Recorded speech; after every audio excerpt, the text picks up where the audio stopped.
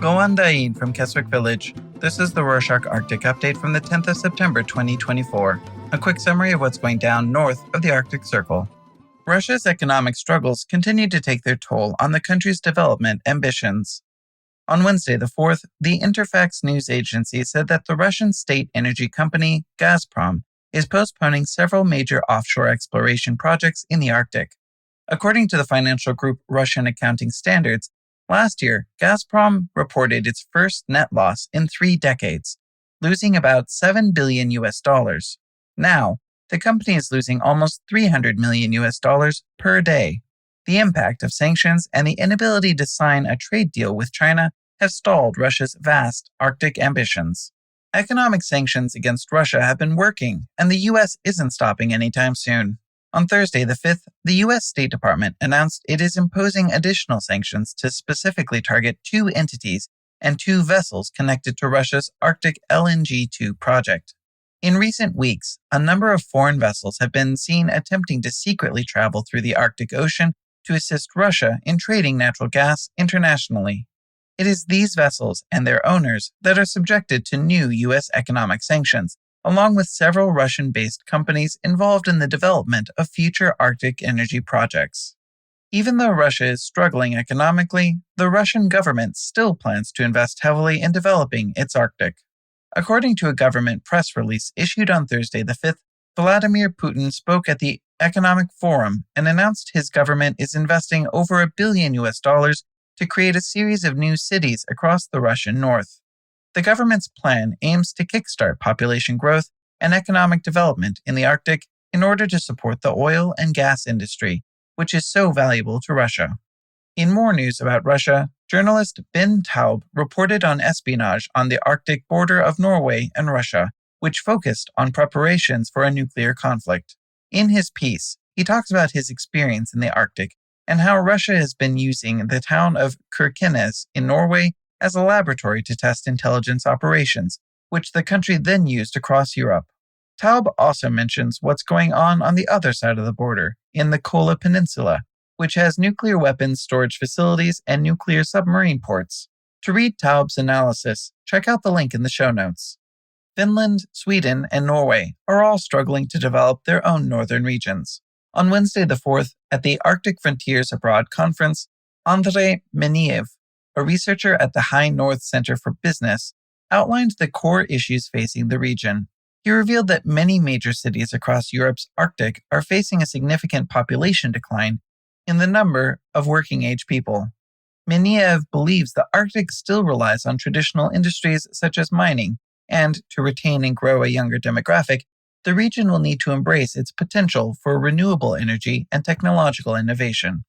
On Friday the 6th, Mike Dunleavy, Alaska's governor, signed a series of healthcare bills into law.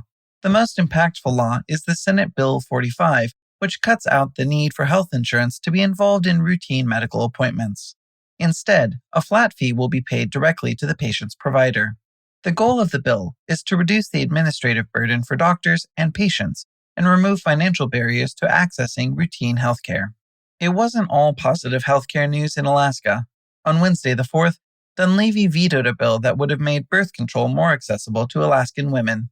House Bill 17 purported to allow women to get a year's worth of prescription medication at once, rather than the current limit of 90 days. The bill passed both the state House and Senate with bipartisan support, but Governor Dunleavy refused to sign the bill into law, writing a letter describing the bill as bad policy without explaining why he believed this. Alaskan women could still celebrate legal success when on Wednesday the 4th, a state superior court judge ruled that abortions can be performed by any qualified medical clinician. Since 1970, Alaskan law has stated that only licensed physicians were allowed to perform abortions in the state, but in 2019, Planned Parenthood filed a lawsuit against the state government. The ruling states that the current law violates the state constitution's equal protection and privacy guarantees. The Alaska Department of Law told news agency The Alaska Beacon on the 4th that they are considering an appeal against this ruling. Finland is reckoning with its own legal battle for human rights. In a normal Finnish summer, Thai migrants travel to Finland to pick berries. But this year, after allegations of human rights abuses, the berry industry was put on hold before a working rights agreement was made.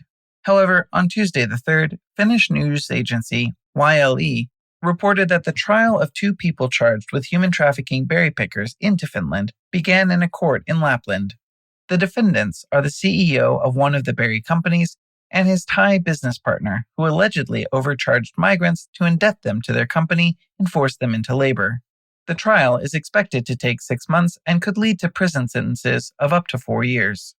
In Sweden, a significant legal development unfolded on Thursday the 5th as the CEO of Viscaria, a mining company operating in northern Sweden, announced a compensation agreement with the Laevas Sami community. The Laevas Sami have been blocking Viscaria's copper mine operations to protest the disruption in their reindeer herding. The deal will see the parties working together to improve the opportunities for both mining and reindeer herding in the Viscaria area, while compensating the Sami for any disruption to their environment. The agreement extends over the next 15 years and will hopefully allow modern and indigenous Sweden to progress side by side. On that note about indigenous communities, according to the Kitikmeot Heritage Society, on Friday the 6th, the Inuit of Cambridge Bay in Canada held an opening ceremony for their new cultural center. The Kugaluk Center has been in development for 8 years, and now Inuit around Nunavut have a place to share traditional skills, such as how to prepare meat.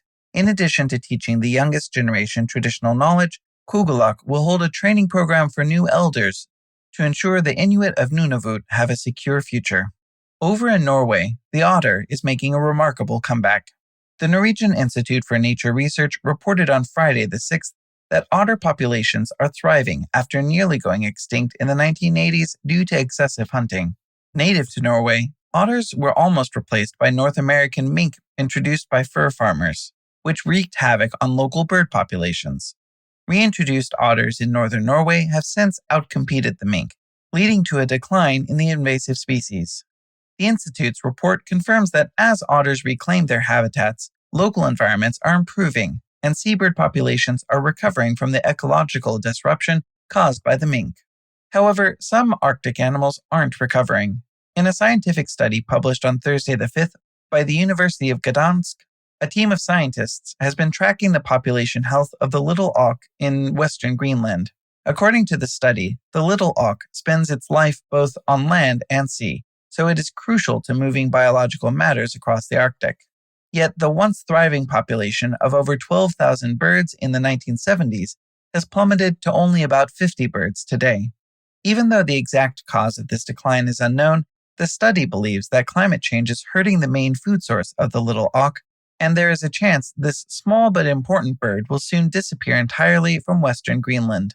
To learn more about why the little auk is so important to the Arctic, follow the link in the show notes. Finally, let's head over to Iceland for a rare football achievement. On Wednesday the 4th, the European Football Association announced the nominations for the Ballon d'Or, the most prestigious individual award in football.